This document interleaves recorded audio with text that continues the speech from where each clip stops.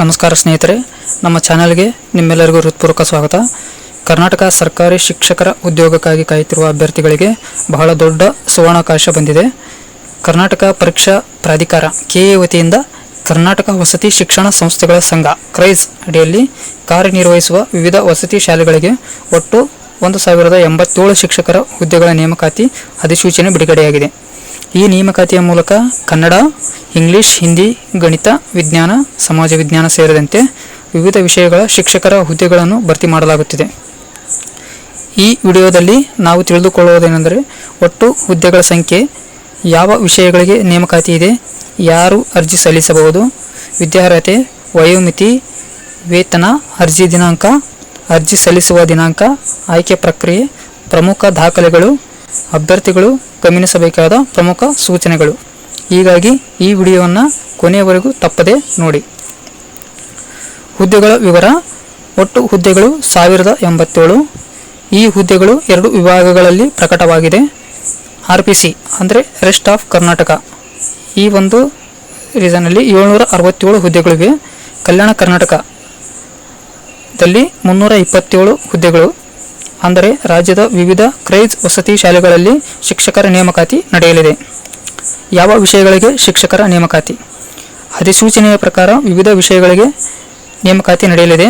ಉದಾಹರಣೆ: ಕನ್ನಡ, ಇಂಗ್ಲಿಷ್, ಹಿಂದಿ, ಗಣಿತ, ವಿಜ್ಞಾನ, ಸಮಾಜ ವಿಜ್ಞಾನ, ಇತರೆ ವಿಷಯಗಳು.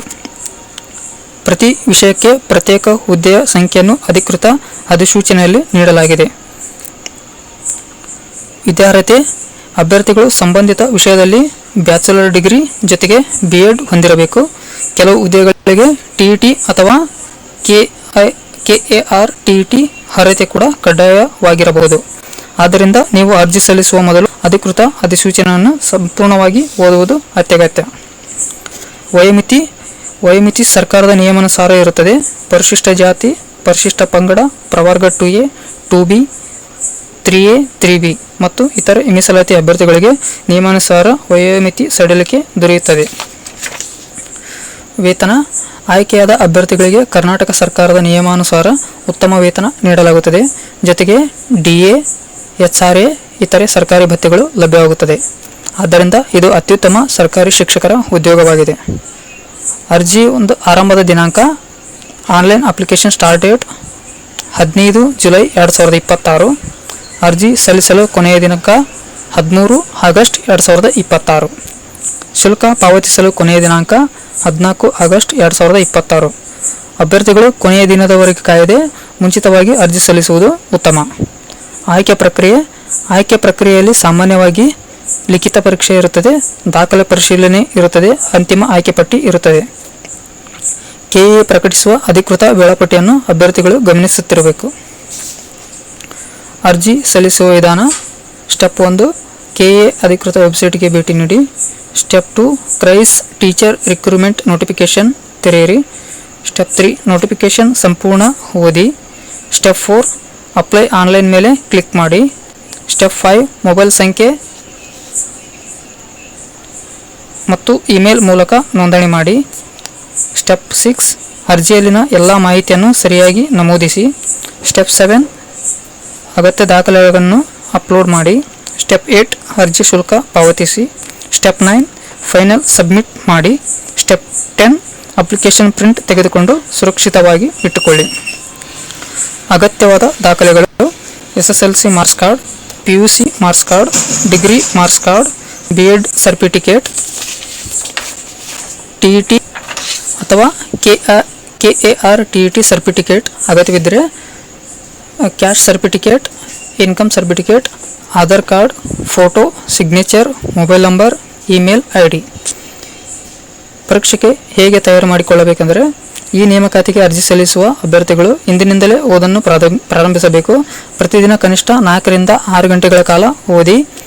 ಇಂದಿನ ವರ್ಷಗಳ ಒಂದು ಪ್ರಶ್ನೆ ಪತ್ರಿಕೆಗಳನ್ನು ಬಿಡಿಸಿ.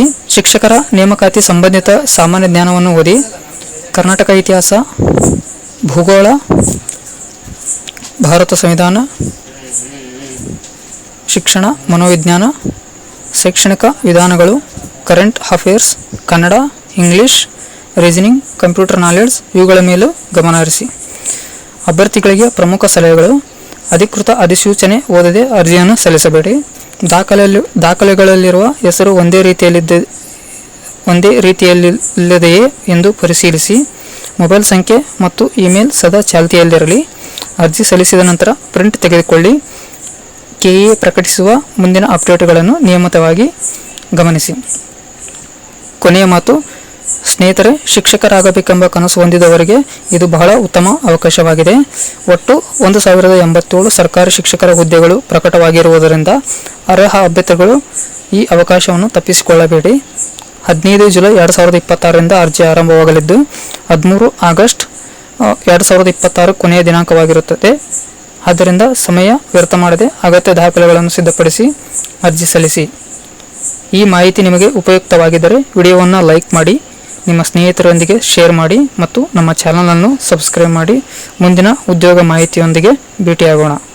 ಧನ್ಯವಾದಗಳು. ಜೈ ಹಿಂದ್, ಜೈ ಕರ್ನಾಟಕ.